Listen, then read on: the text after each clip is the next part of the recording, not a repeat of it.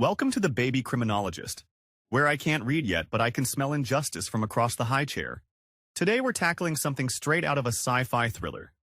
Facial recognition tech, the thing cops love, but movies have warned us could become killer robots stalking us in 2040. We've all seen it in TV. Futuristic frames lock onto someone's face, beep, and bam. A criminal is unmasked. But here in reality, the screen isn't so clean, the tech isn't perfect, and sometimes the innocent get framed worse than a toddler caught with crayons on grandma's wall. Let me set the stage for you. You're in Georgia. The doorbell rings. It's not the pizza guy, it's law enforcement with a warrant. Not because of evidence, not because of an eyewitness, but because facial recognition software said your face might match a guy in Louisiana. Spoiler alert, you're not that guy. But try telling that to the jail staff. That's what Randal Quran Reid faced. An arrest based on faulty software, not truth. Turns out a facial recognition system flagged his face as a match for someone else. Based on that, police in Louisiana issued a warrant. No additional evidence, no double check. Just software that saw a face and said, close enough. The system was wrong. But in the meantime, you've got a mugshot, a jail record, and the trauma of being arrested for someone else's crime. Because a robot decided you looked familiar. If you listen to the tech companies, facial recognition is basically magic. Sleek, flawless. It's the digital Sherlock Holmes they swear can find a bad guy in a blurry crowd. It's often tested under perfect lab conditions, like lighting, still poses, high-res photos. You know, like the opposite of everything about a real-world scene. The reality is that the accuracy rates of this technology is much lower than advertised. Chief Craig of the Detroit PD was quoted as stating that it is wrong 96% of the time. Let me put it this way.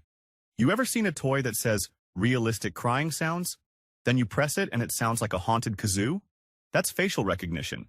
The Government Accountability Office has been crystal clear. Agencies need to train their personnel, set privacy rules, log every use, and audit performance.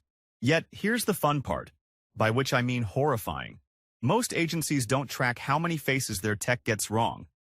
Turns out, tracking error rates is optional for many police departments. Optional. You know, like using a spoon.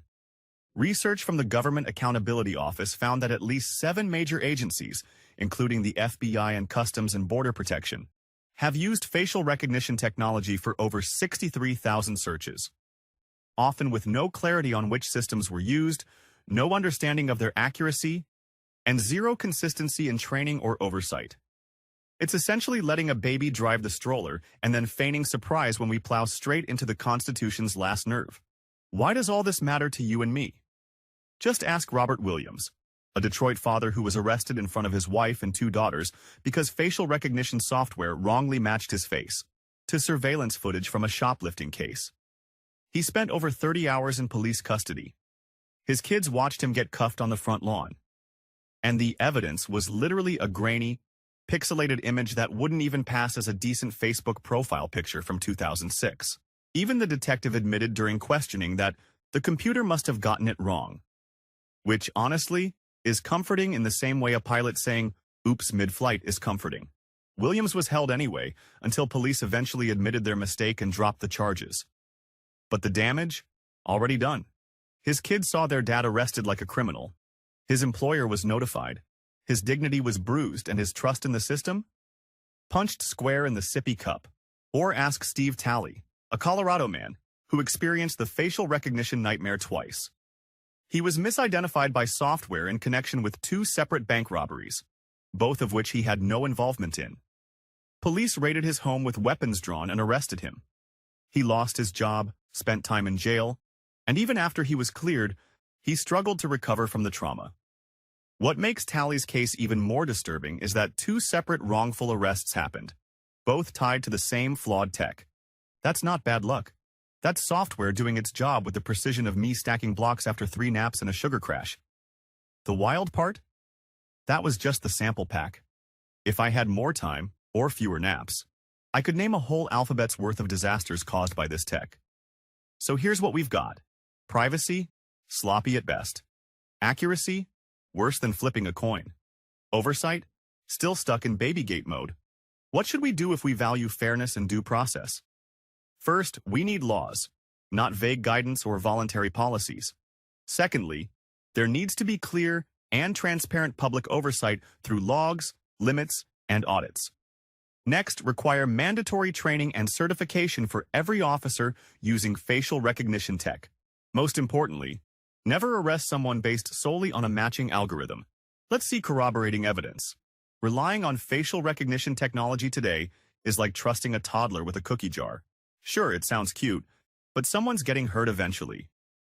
Thanks for tuning in to the Baby Criminologist. If this episode gave you pause, smash that like button like it's the warrant that should never have been signed. Drop a comment, share your thoughts or your own tech fiasco, and don't forget to subscribe before the next wrongful match shows up on your doorstep. I may not walk or talk yet. Okay, I talk a lot, but I'm already shedding more light on broken systems than many grown-ups. Catch you on the next episode. Bring questions, and maybe a teething ring for moral clarity.